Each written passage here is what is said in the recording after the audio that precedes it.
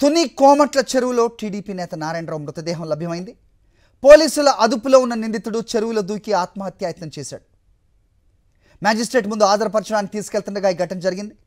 మూత్ర విసర్జన కోసం మార్గ మధ్యలో కోమట్ల చెరువు వద్ద దిగిన నారాయణరావు చెరువులో దూకి ఆత్మహత్యకు పాల్పడ్డట్టుగా పోలీసులు తెలిపారు. గురుకుల పాఠశాలలో చదువుతున్న మైనర్ బాలికకు మాయమాటలు చెప్పి అత్యాచారానికి పాల్పడ్డాడు టీడీపీ నేత నారాయణరావు. 3 సంవత్సరాల మైనర్ గర్ల్ని సెక్సువల్గా అబ్యూజ్ చేసినటువంటి నారాయణరావు అనే వ్యక్తిని నిన్న ఉదయం ఇచ్చిన కంప్లైంట్ మీద అరెస్ట్ చేసి 5 గంటలకి అరెస్ట్ చూపించి కోర్టుకు ప్రొడ్యూస్ చేసే క్రమంలో ఫార్మాలిటీస్ అన్ని పూర్తి చేసి రాత్రి 10 గంటల టైంలో అతన్ని కోర్టుకి ఎస్కార్ట్ తీసుకువెళ్తూ ఉండగా దారిలో కోమటి చెరువు దగ్గర ఈ సాయి వేదిక దగ్గరలో కోమటి చెరువు దగ్గర నేచర్ కాల్స్కి వెళ్ళాల్సి ఉందని అతను రిక్వెస్ట్ చేస్తే ఎస్కార్ట్ వాళ్ళు జీప్ ఆపారు. ఆపి అతను లాబరేటరీ కూర్చున్నాడు. అయితే ఈ లోపల గట్టిగా వర్షం పడుతుండడం వల్ల వీళ్ళు కానిస్టేబుల్స్ కొద్దిగా దూరంగా వెళ్ళి చెట్టు కింద నిల్చున్నారు. ఈ లోపల వాల్ ఆఫ్ షడన్ అతను పరిగెత్తుకుంటా వెళ్ళి చెరువులో దూకినట్టుగా చెప్తున్నారు వాళ్ళు. వీళ్ళు కూడా ఇమీడియట్గా చెరువులో దూకి రెస్క్యూ చేయడానికి ప్రయత్నం చేశారు. కానీ చెరువు బాగా లోతుగా ఉండడం పెద్దగా ఉండడం వల్ల అతను ట్రేస్ కాలేదు. రాత్రి మేము కూడా వచ్చి ఈ ఫైర్ వాళ్ళు కూడా పిలిపించి వెతికిచ్చాం, కానీ దొరకలేదు. ఇప్పుడు గజెత్తగాళ్ళు పిలిపించి చెరువు అంతా జల్లెడ పెడితే బాడీ ట్రేస్ అయింది.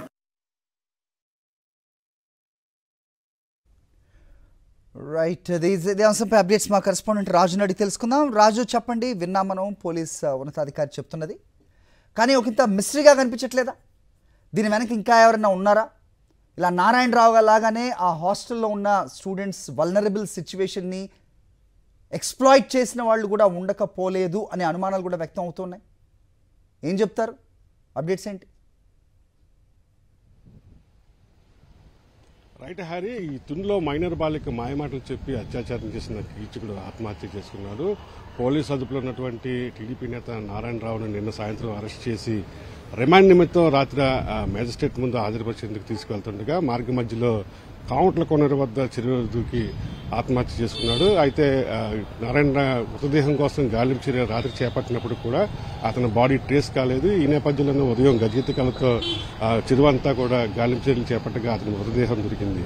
వాస్తవంగా చూసినట్లయితే కూటమి ప్రభుత్వం అధికారంలోకి వచ్చిన తర్వాత పిఠాపురంలో మొదటగా కౌన్సిలర్ భర్త టీడీపీ నాయకుడు ఒక మైనర్ బాలిక మీద అత్యాచారం చేస్తూ దొరికిపోయిన పరిస్థితి ఉంది. ఆ తర్వాత ఆ ఘటన ముగియక ముందే తునిలో మరో వ్యక్తి ఎవరైతే టీడీపీ నేత నారాయణరావు 62 సంవత్సరాలు మనవరాల వయసున్న మా బాలికకు మాయమాటలు చెప్పి ఆమెని 3 సార్లు బయటికి తీసుకెళ్లి అత్యాచారం చేసినట్లు పోలీసుల విచారణలో వెల్లడైన పరిస్థితి అయితే ఉంది. ఈ నేపథ్యంలో మనం చూసుకున్నట్లయితే మహిళలకు ఈ ప్రభుత్వంలో భద్రత లేదనేది వివిధ పార్టీ నుంచి వ్యక్తమవుతున్న పరిస్థితి అయితే ఉంది. ముఖ్యంగా బాలికలు, హాస్టల్లో ఉన్నటువంటి బాలికలను ఏ విధంగా బయటకు పంపిస్తారని చెప్పి కూడా అనేక మంది ప్రశ్నిస్తున్నారు.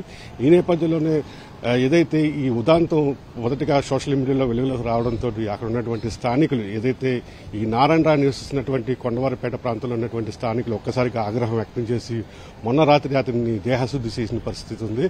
ఆ తరువాత ఏదైతే గురుకుల పాఠశాల నుంచి ఏ విధంగా బయట వ్యక్తులు పంపించారని చెప్పి కూడా అక్కడ ఉన్నటువంటి స్థానికులు, దళిత సంఘాల నాయకులు కూడా పెద్ద ఎత్తున ఆందోళన చేశారు. ముఖ్యంగా ఇటు బాలికకు అండగా వైఎస్ఆర్ కాంగ్రెస్ పార్టీ కూడా నిలవడం జరిగింది. బాలికకు ధైర్యం చెప్పారు.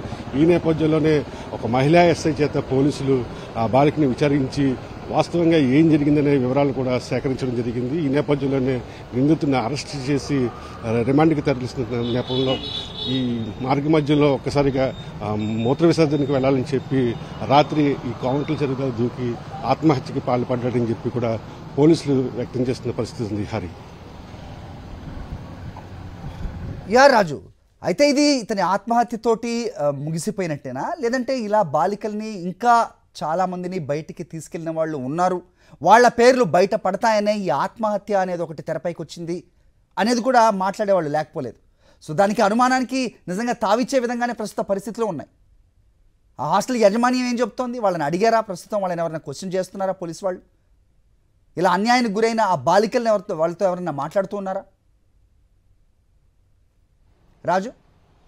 రైట్ హరి, ఇటు పాఠశాలలో సంబంధించినటువంటి ఇన్ఛార్జ్ ప్రిన్సిపల్ నాగలక్ష్మి కూడా ఏం జరిగిందనే దాని మీద చెప్పడం జరిగింది. అయితే ఎవరైతే ఈ నారాయణరావు పలుసార్లు హాస్టల్కి వచ్చినప్పుడు తన తాతగా పరిచయం చేసుకుని ఇంజెక్షన్ చేయించాలని చెప్పి ఆ సిబ్బందిని నమ్మించాడు. గతంలోనే 2 సార్లు తీసుకెళ్లాడు. ఆదివారం కూడా ఇంజెక్షన్ చేయించాలని చెప్పడంతో బాలిక మాయ మాటలు చెప్పడంతో ఆమె కూడా తన తాతయ్యని చెప్పడంతో సొంత బంధువు అని నమ్మి మేము పంపించామని చెప్పి కూడా చెప్తున్నారు. అయితే నారాయణరావు వచ్చినప్పుడు ఎవరైతే బాలిక బంధువులు ఉన్నారో హాస్టల్లో చేర్పించారో ప్రాథమికంగా వాళ్ళకి సమాచారం ఇవ్వాలి, పలానా వ్యక్తి వస్తున్నారు, మీకు ఏమవుతారనే విషయాన్ని కూడా స్పష్టంగా వాళ్ళకి తెలియజేసిన తర్వాతే బయట వ్యక్తులకి ఇచ్చి పంపించాల్సిన నిబంధనలు హాస్టల్లో ఉన్నాయి. అయితే హాస్టల్లో కొంతమంది సిబ్బంది అయితే తమకు తెలియదు, బాలిక స్పష్టంగా తన తాతని చెప్పడం వల్ల మేము పంపించామని చెప్పి తప్పించుకునే ప్రయత్నం చేస్తున్నారు. ఈ నేపథ్యంలోనే జిల్లా విద్యాశాఖ అధికారులు కూడా అక్కడ విచారణ జరిపారు. అయితే ఈ హాస్టల్ సిబ్బంది మీద ఎలాంటి చర్యలు తీసుకుంటారు, పాఠశాల సిబ్బంది మీద అనేది మాత్రం వేచి చూడాల్సిన పరిస్థితి అయితే ఉంది. ఇక ముఖ్యంగా అధికారం ఉందన్న మదంతో టీడీపీలో కొంతమంది నాయకులు కీచకులుగా మారుతున్న పరిస్థితులు అయితే మనకి కనిపిస్తున్నాయి. వరుసగా రాష్ట్రంలో జరుగుతున్న అనేక ఘటనల్లో బాలికల మీద అత్యాచారం చేస్తున్నారు. హత్యలు చేసి శవాలను కూడా దొరకకుండా అడ్రస్ లేకుండా చేస్తున్న పరిస్థితులు అయితే కూడా రాష్ట్రంలో కనిపిస్తున్నాయి. ఈ నేపథ్యంలోనే వైఎస్ఆర్ కాంగ్రెస్ పార్టీ కూడా రాష్ట్రంలో జరుగుతున్నటువంటి ఈ అఘాయిత్యాల మీద గళం విప్పుతుంది. అయితే ముఖ్యంగా పోలీసులు ప్రధానంగా విద్యా సంస్థల్లో బాలికలకు అవగాహన కల్పించాల్సి ఉంది.